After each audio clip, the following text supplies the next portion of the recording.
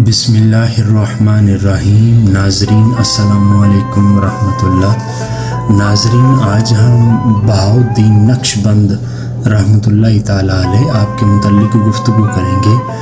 ناظرین، خواجہ خواجگان بہاؤالدین نقشبند بخاری رحمۃ اللہ تعالیٰ علیہ مسلم صوفی سلسلہ نقشبندیہ کے بانی تھے۔ یہ سلسلہ پوری دنیا میں بہت زیادہ مقبول ہے۔ سلسلہ مجددیہ، سلسلہ خالدیہ، سلسلہ سیفیہ اس کی مشہور شاخیں ہیں۔ ناظرین، آپ کا نام محمد اور والد کا نام بھی محمد ہے۔ آپ کا تعلق سادات خاندان سے ہے۔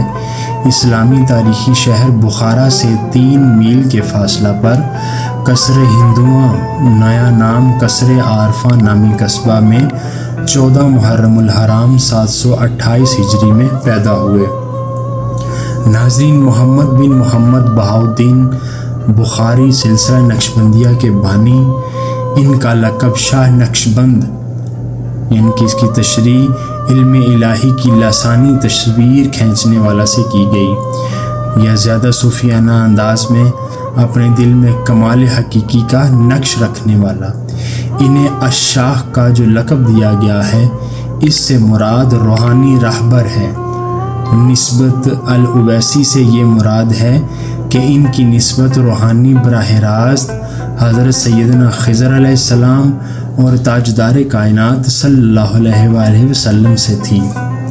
ناظرین، بچپن ہی سے آپ کی پیشانی پر آثار ولایت و ہدایت نمایاں تھے، اور یہ کیوں نہ ہوں جبکہ آپ کی ولادت سے بھی پہلے وہاں سے گزرتے ہوئے قطب عالم محمد بابا سماسی نے فرمایا تھا کہ مجھے یہاں سے ایک مرد خدا کی خوشبو آتی ہے۔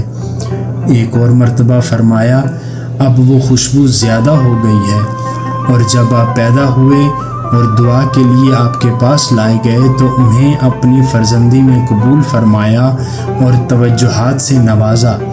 اس طرح شاہ نقشبند کی ابتدائی روحانی تربیت بابا سماسی نے کی اور بعد میں آپ کو سید امیر کلال کے سپرد فرمایا۔ ناظرین، اکابر اربع نقشبندیہ میں ان کا شمار کیا جاتا ہے۔ علامہ محمد مراد مکی معرب مکتوبات میں لکھتے ہیں، خواجہ جہاں عبد الخالق غجدوانی، نمبر 2 خواجہ سید محمد بہاؤالدین نقشبند بخاری، نمبر 3 خواجہ علاؤالدین عطار، نمبر 4 خواجہ عبید اللہ احرار۔ بعض نے ان حضرات کو شامل کیا ہے۔ نمبر 1 خواجہ سید محمد بہاؤالدین نقشبند بخاری، خواجہ محمد پارسا، خواجہ علاؤالدین عطار اور خواجہ عبید اللہ احرار۔ ناظرین، آپ نے ظاہری طور پر طریقت کی تعلیم و تربیت سید امیر کلال سے حاصل کی، لیکن روحانی طور پر آپ کی تربیت قطب عالم عبد الخالق غجدوانی نے اویسی طریقہ پر فرمائی۔ چنانچہ خود فرماتے ہیں کہ میں اوائل احوال میں جذبات و بے قراری کے عالم میں راتوں کو اطراف بخارا میں پھرا کرتا تھا اور ہر مزار پر جاتا تھا۔ ایک رات میں 3 مزارات پر گیا۔ آخر میں جس بزرگ کے مزار پر گیا، وہاں حالت بے خودی میں نے دیکھا کہ قبلہ کی جانب سے دیوار شق ہو گئی اور ایک بڑا تخت ظاہر ہوا جس پر ایک بزرگ تشریف فرما تھے۔ الغرض ایک شخص نے مجھے بتایا کہ یہ عبد الخالق غجدوانی رحمۃ اللہ تعالیٰ علیہ ہیں۔ میں نے خواجہ کی خدمت میں سلام عرض کیا۔ آپ نے سلام کا جواب دیا اور وہ ارشادات فرمائے جو سلوک کے ابتدا اور انتہا سے تعلق رکھتے ہیں، یعنی مکمل سلوک کی تعلیم دے دی۔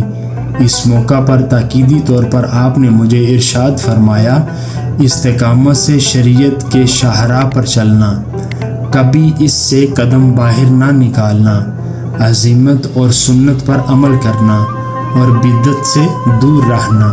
اس لیے مدت العمر آپ شریعت و سنت پر کاربند رہے اور اتباع شریعت اور رسم و بدعت سے نفرت طریقہ عالیہ نقشبندیہ کی امتیازی علامات ہیں۔ نقشبندی سلسلہ آپ کی طرف منسوب ہے۔